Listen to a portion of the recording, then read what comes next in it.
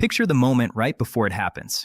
You are on the highway. It is somewhere around 9 o'clock at night, and the rain that started as a light drizzle has turned into something heavier and more serious. Your wipers are moving. Your headlights are on. And then a truck passes you from the opposite direction. And for about 2 full seconds, every headlight from every car around you scatters into a blinding wall of fractured white light. You cannot see the lane markings. You cannot see where the road curves. You are doing 70 miles per hour, and you are essentially flying blind. That feeling, that split second of total visual loss, is one of the most dangerous things that happens on American roads every single day. And the terrifying part is that most drivers believe it is just a normal condition of driving in rain. It is not. In a large number of those cases, the crash does not happen because of mechanical failure or reckless speed. It happens because the driver's windshield, which felt perfectly clean, was quietly and invisibly working against them the entire time. Today on Hidden Hacks, we are going to change that. Not with an expensive product from the automotive aisle. We are going to start with chemistry that is older than the automobile, older than the highway, older than almost any piece of technology in your garage. And by the time we are finished, you will understand not just what to do, but exactly why it works at the molecular level. Let us start with the numbers because the numbers matter. The U.S. Department of Transportation estimates that approximately 1.2 million weather-related vehicle crashes occur in this country every single year. Roughly 3/4 of those happen on wet pavement. That is not a freak statistic. That is a consistent pattern that repeats across every state, every season, every type of road. And a significant portion of those accidents involve impaired visibility, not just reduced traction. Drivers who could not see clearly enough, quickly enough, to respond in time. The dangerous assumption most of us carry is that if our windshield looks clean in the daylight, it is clean. That assumption is wrong, and understanding why it is wrong is the first step toward actually fixing the problem. Here is what is happening on the glass surface you drive behind every single day. At the scale you can see with your eyes, a windshield looks like a perfectly flat, uniform sheet of solid material. But glass is made from a silicate network, a molecular structure that terminates at its surface in what chemists call polar hydroxyl groups. Water is also a polar molecule, which means water and glass are chemically attracted to one another. Water does not naturally want to beat up and roll off glass the way it rolls off a freshly waxed car hood. Instead, it spreads into a thin, continuous film, a sheet of liquid that distorts, blurs, and refracts everything you are trying to see through it. That is the baseline condition of any untreated glass surface. Now layer on top of that the invisible contamination that accumulates over weeks and months of normal driving. Hard water minerals from rain and automatic car washes leave behind deposits of calcium carbonate and magnesium compounds. Road exhaust and engine emissions coat the outer surface in a thin, oily film. Interior off-gassing from plastics and adhesives inside your car coats the inner surface in a hazy residue that is almost impossible to see in daylight, but turns catastrophically visible the moment headlights hit it at night.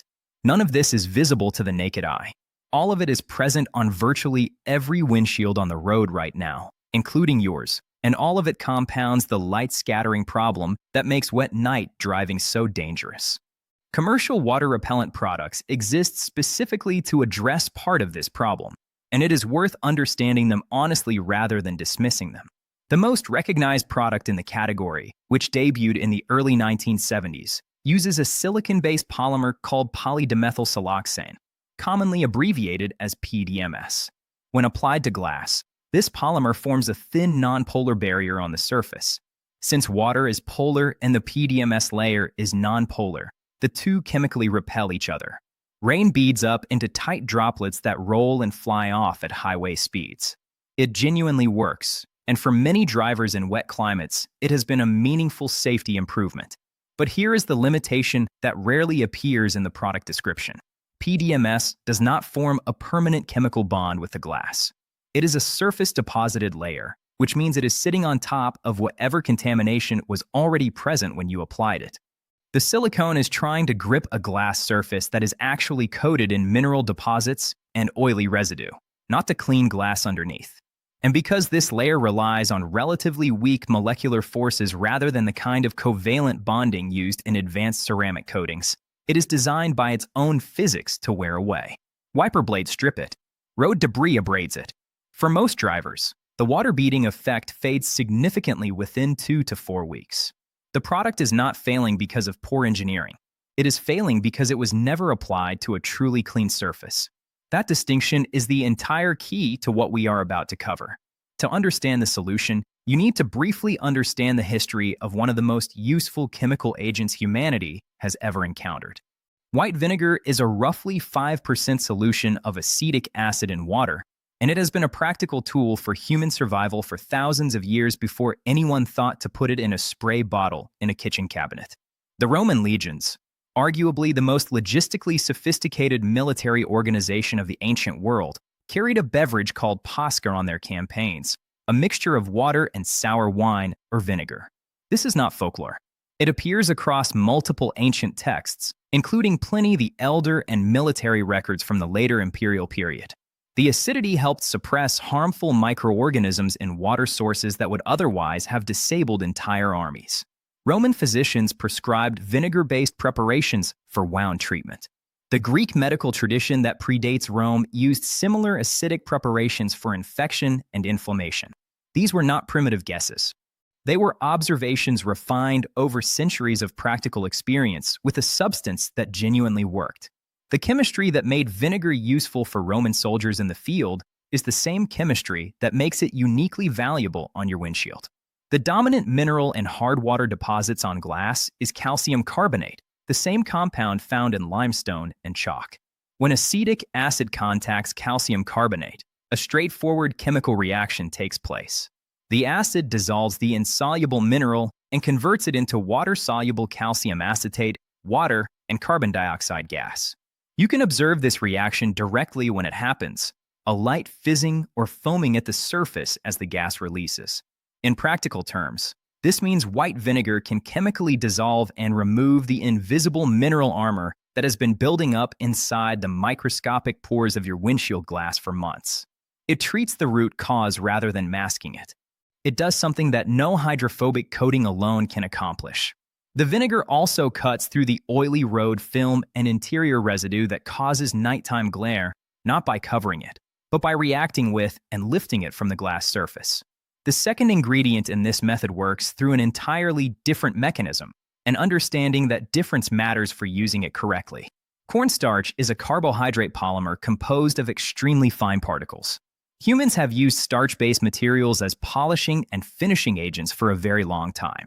Medieval craftsmen used starch paste to finish fabric and polish certain metal surfaces.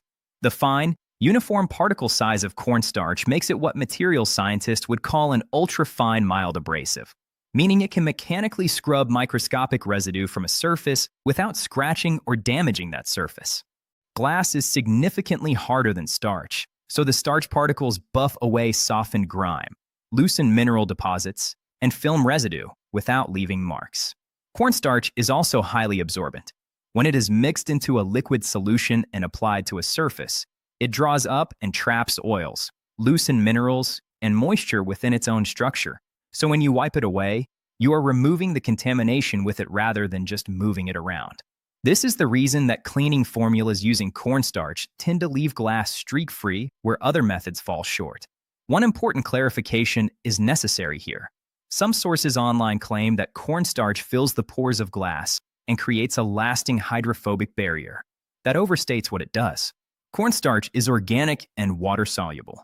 Rain will wash away any residual starch relatively quickly.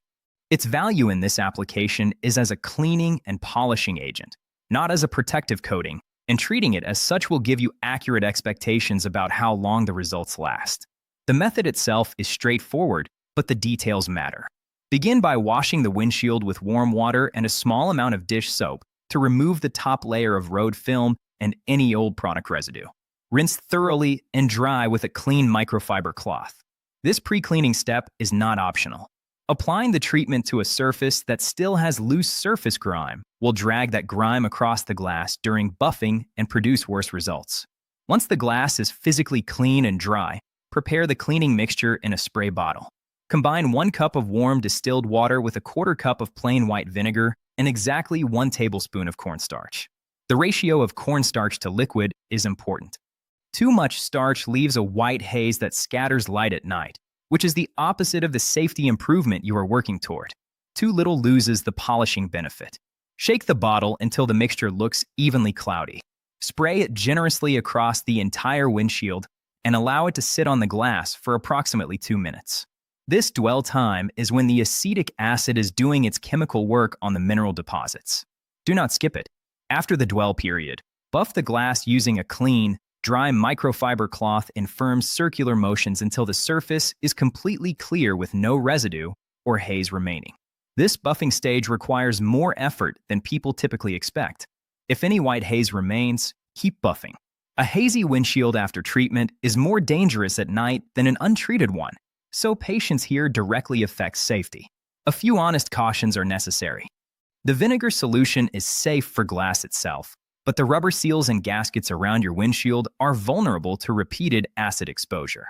Apply the mixture carefully to the glass and wipe any overspray off rubber seals immediately rather than letting it dry there. Similarly, if the solution drips onto painted body panels and dries in direct sunlight, the acetic acid can strip wax and potentially affect the clear coat. Rinse any overspray off painted surfaces right away and work in the shade when possible. Finally, this method is a cleaning treatment. It cannot repair chips, scratches, or stress cracks in the glass. Structural damage requires professional assessment. The most effective approach combines this deep cleaning with a quality commercial hydrophobic coating applied afterward. The reason commercial coatings underperform for most drivers has never been a flaw in the product itself. It is that the coating was applied to contaminated glass and never had a clean surface to adhere to.